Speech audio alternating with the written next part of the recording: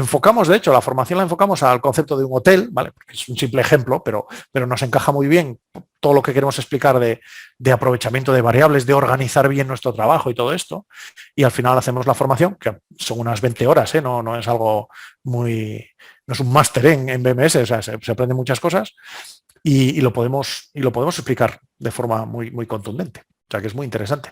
Además, la plataforma BMS va a salir en muy breve espacio de tiempo. De hecho, probablemente cuando veáis este vídeo, que será ya enero, ¿no? 2023, Sí, ya será una aplicación 64 bits nativa, con lo cual no va a haber límite de gestión de memoria en el propio Windows y vamos a poder trabajar con millones de data points. O sea que el tamaño ya realmente no nos va a afectar, ¿no? Va a ser mucho más potente de lo que ya es, que es brutal. O sea que realmente estamos muy, muy emocionados, ¿no? De esa evolución que está teniendo y de la acogida, ¿no? Que también tiene por parte de nuestros clientes, que todos sois grandes, ¿vale? Eso es así, pero bueno, hay algunos más grandes que otros y hay grandes fabricantes que están apostando por Netex de forma muy, muy decidida ya, ¿no? Y muy contentos en ese sentido. Entonces, bueno, este concepto, ¿no? de Web Manager es muy interesante, ¿vale? Porque nos permite hacer todo esto. No entro más en detalle. La tercera pata, digamos, que sería la parte visual, ¿no? La parte visual, aquí os he mostrado un simple ejemplo, es una visualización ya diseñada por uno de nuestros integradores muy, muy potentes de Centro Europa. Aquí tenemos un ejemplo de un hotel, pero vamos, hay proyectos de visualización donde vamos a entrar en una planta cualquiera, por ejemplo, y esta sería una página de planta que es genérica, o sea, esto no lo estáis viendo, pero hay una única página para todas las plantas de ese ala. Y entro, por ejemplo, en una habitación y todas las visualizaciones de la habitación serían las mismas.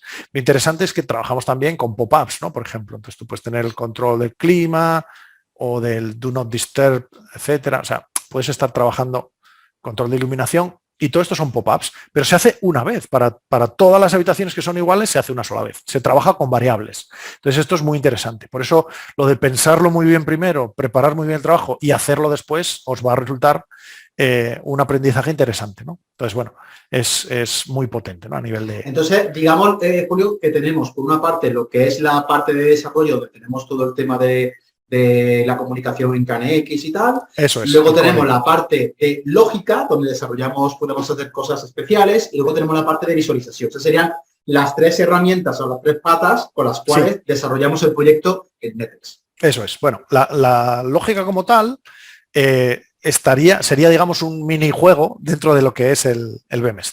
Os lo enseño rapidito. Nada, simplemente es Xlogic, ¿vale? Os voy a enseñar cualquier cosa, ¿vale? Para que veáis cómo funciona. Hay un montón de...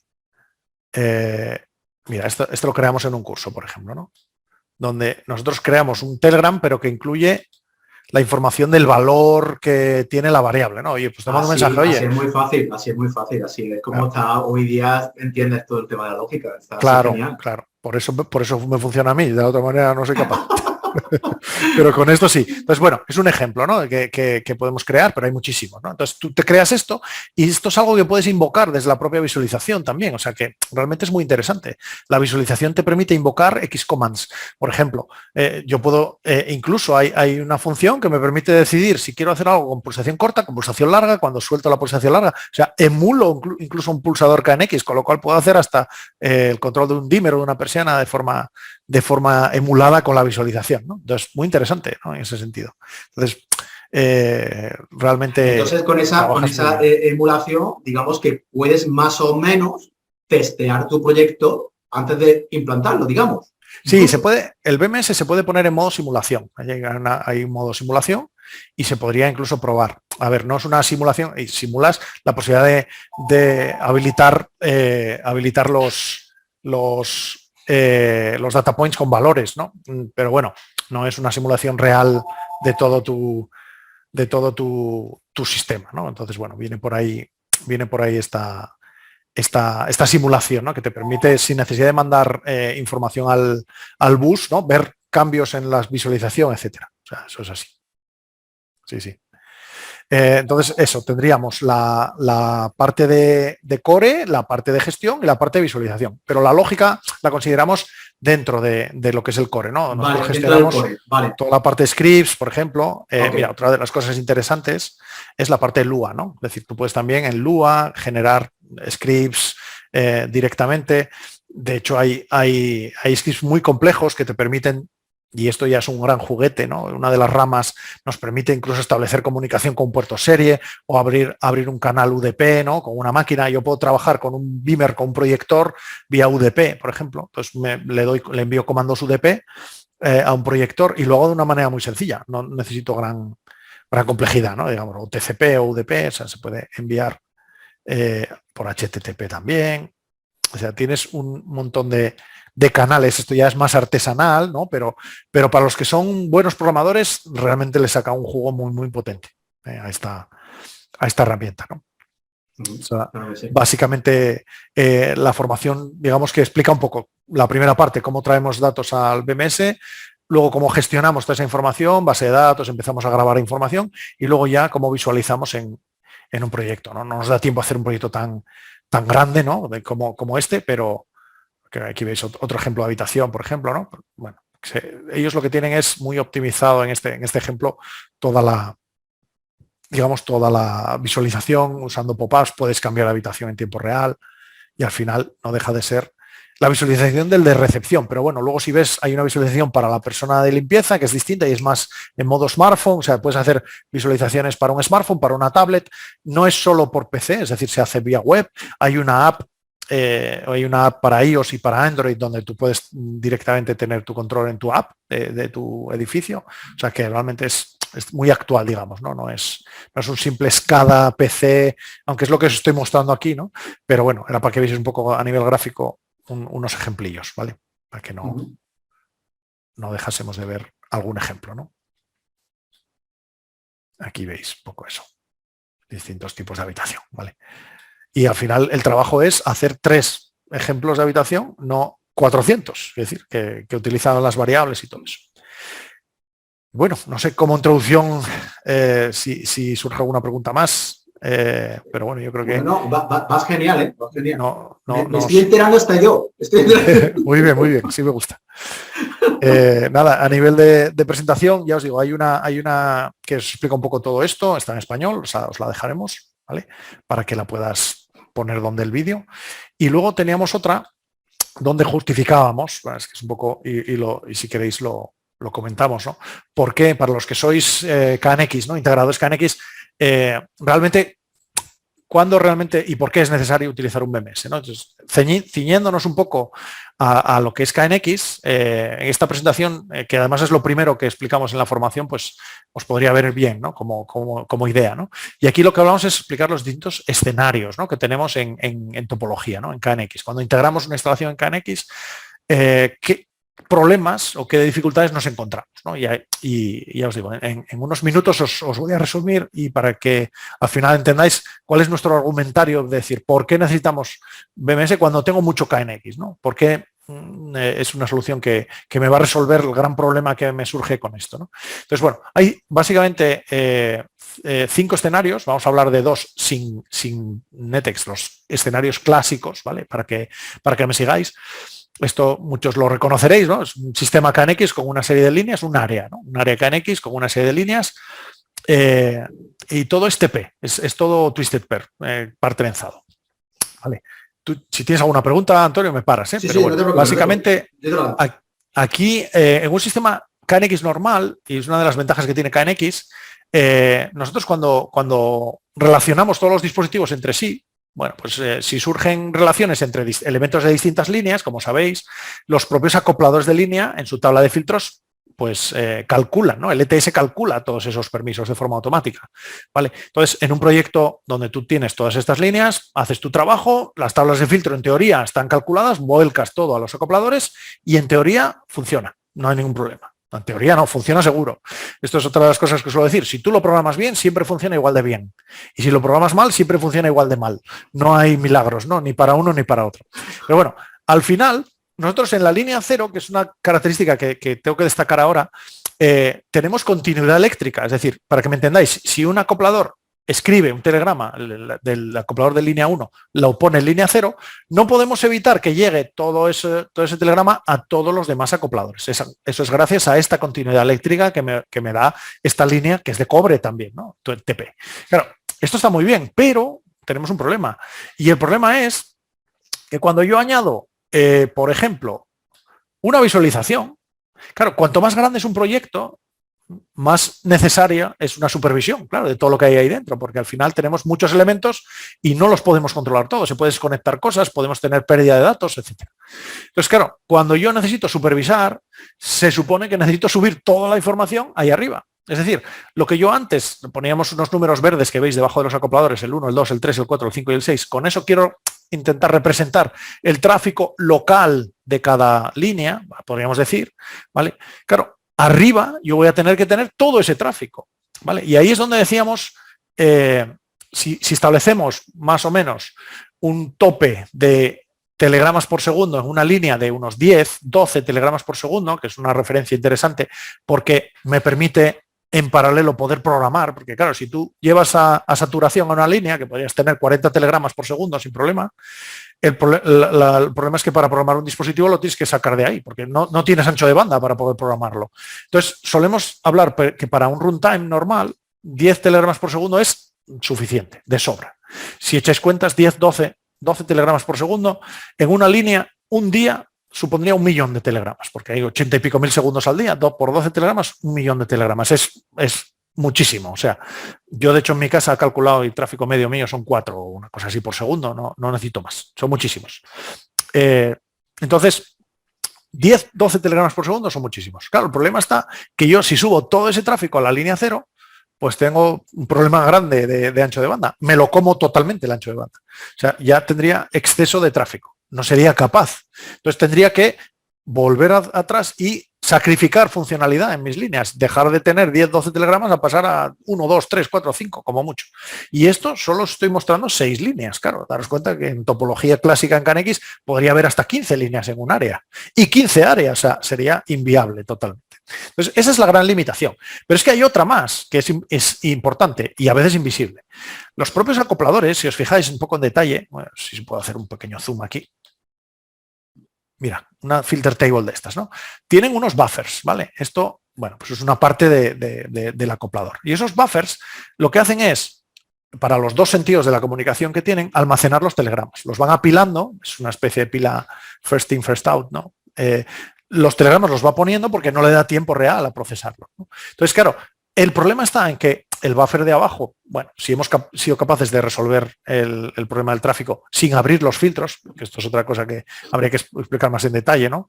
Utilizando o bien dummies o bien simplemente editando, que es lo que yo suelo hacer, la tabla de filtros, en estos casos, bueno, manipulamos la tabla de filtros, conseguimos que suba todo el tráfico de línea 1, ¿vale? Para el acoplador de línea 1, recibe por abajo un poquitito de tráfico, suficiente, el buffer nunca se va a llenar, pero por arriba recibe absolutamente todo el tráfico. Entonces, el buffer de línea principal, de la parte superior, se va a llenar seguro, se va a llenar siempre. Y va a estar siempre el acoplador enviando telegramas, que es un tipo de acuse de recibo que se llama busy. El busy es un acuse de recibo que paraliza la comunicación. En resumen, acabamos liándola muy liada, ¿no? Y tenemos al final, vamos a ver una sola página, y tenemos al final dos problemas muy grandes. Problemas de ancho de banda, aquí os lo escribí en inglés porque lo utilizamos para los cursos en inglés, y el cuello de botella que nos supone el acoplador. O sea, un lío bien lío, o sea, un lío bien gordo. Y esto suponiendo que son unas pocas líneas. O sea, KNX en teoría me permite 15 líneas por área y 15 áreas. O sea, tener una línea 0,0, un backbone, con una visualización única ahí es prácticamente inviable. Entonces, ¿qué pasó? Que hace ya unos cuantos años, como sabéis, surgió el dispositivo acoplador IP. ¿Vale? El acoplador IP está muy bien, ¿vale? Pero ya no tenemos continuidad eléctrica, como podéis ver. O sea, yo simplemente conecto cables de red a un patch panel, ¿no? a un switch o lo que sea, y por tanto no hay continuidad eléctrica. Entonces,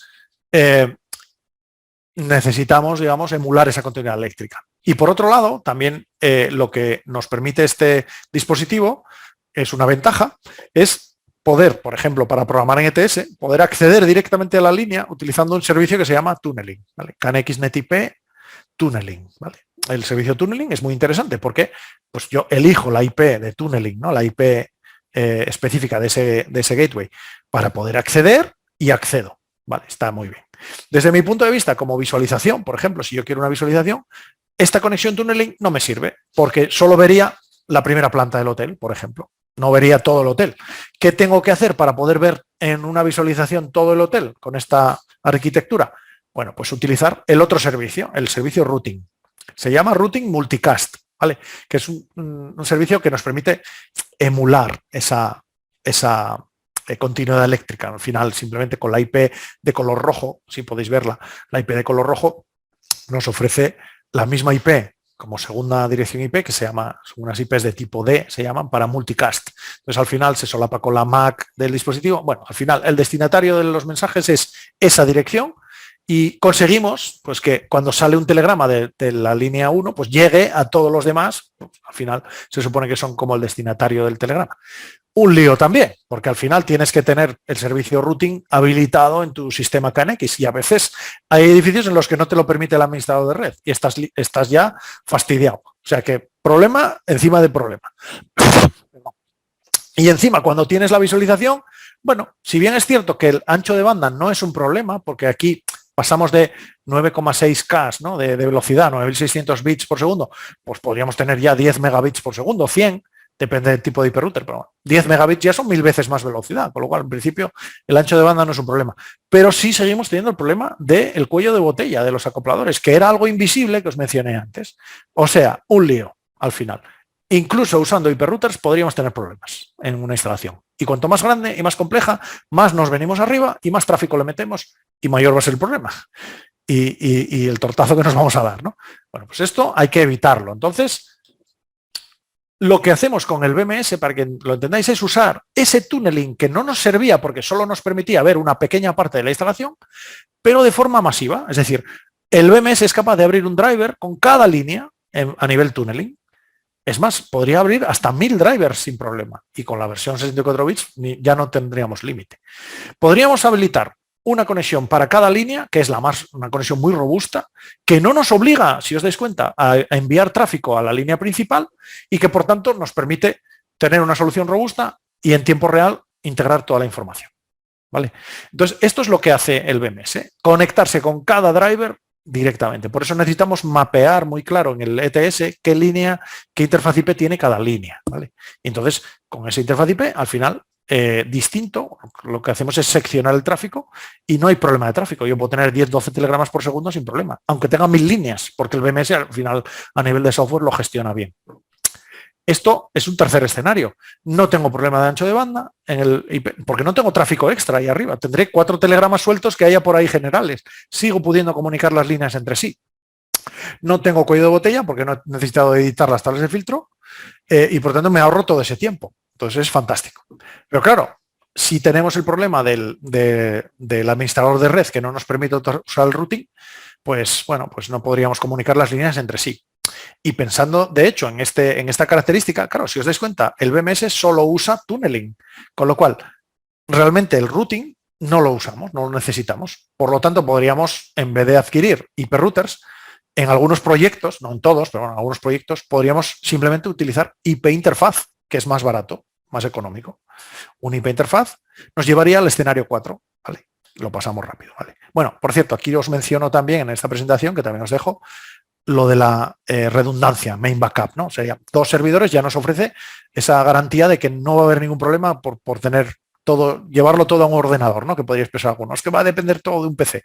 No hay problema. Tienes redundancia y si se reinicia un PC por lo que sea, un Windows Server no se reinicia casi nunca, o sea, tiene que ser algo muy grave, pero en principio con la redundancia no habría problema.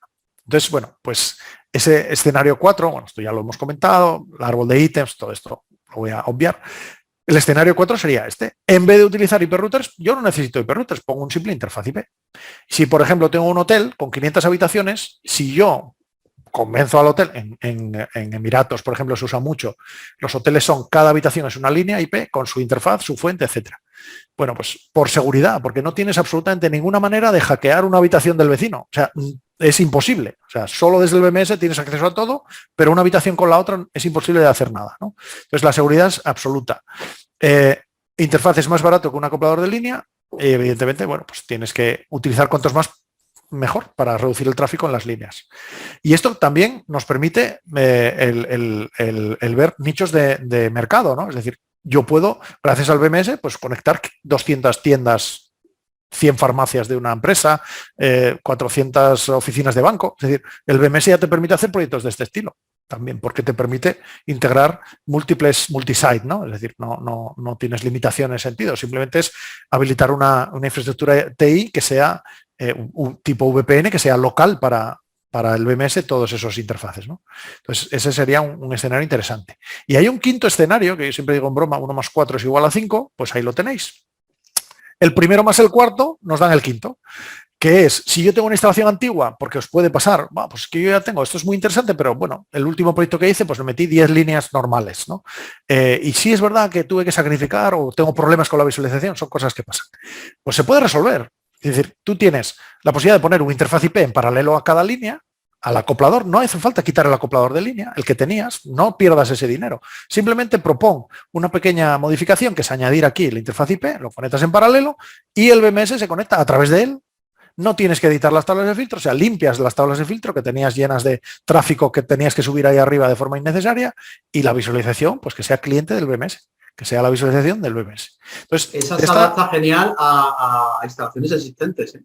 Sí. Es una manera de resolver una instalación pues que tengas, bueno, pues ya mediana o medianita, grande, ¿no? Que pudieras necesitar resolver.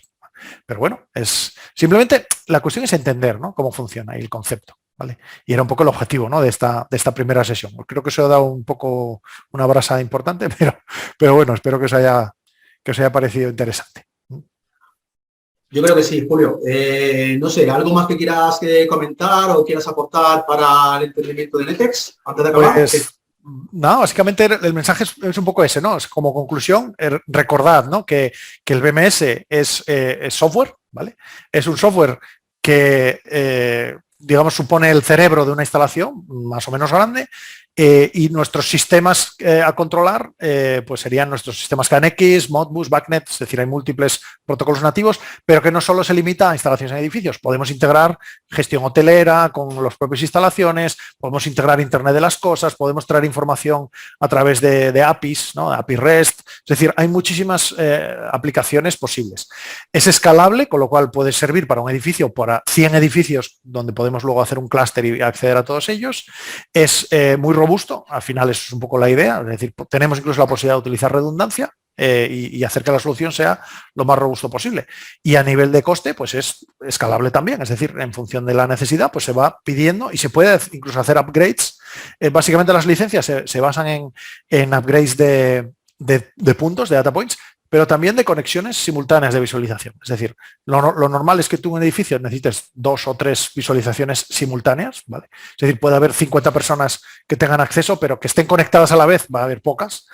Pero bueno, en algunos edificios, como por ejemplo lo que comentábamos del user experience de los hoteles, ¿no? Donde tienes a lo mejor 100 habitaciones, ¿no? Pues ahí sí que a lo mejor tendríamos que añadir más conexiones simultáneas. Eso simplemente se añade a la licencia y se puede hacer el upgrade en cualquier momento, o sea, no hay ningún problema. Y bueno, básicamente, si estáis interesados en profundizar un poco más, pues me podéis enviar un correo electrónico. Correcto. Si os interesa participar en alguna formación, podemos hacer, se pueden hacer online también, o sea que las hacemos a veces, las hacemos online, certificadas.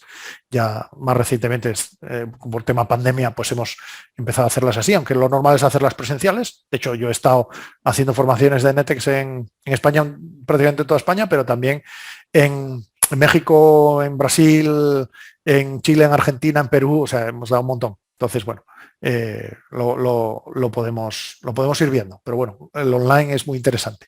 Y nada, y la web de Netex Automation, netexautomation.com, podéis encontrar muchísima información también, todos estos folletos y mi contacto para que cualquier cosa pues, que necesitéis os podamos ayudar. Así que nada, muchas gracias por escucharme el rollo y espero que os haya resultado interesante.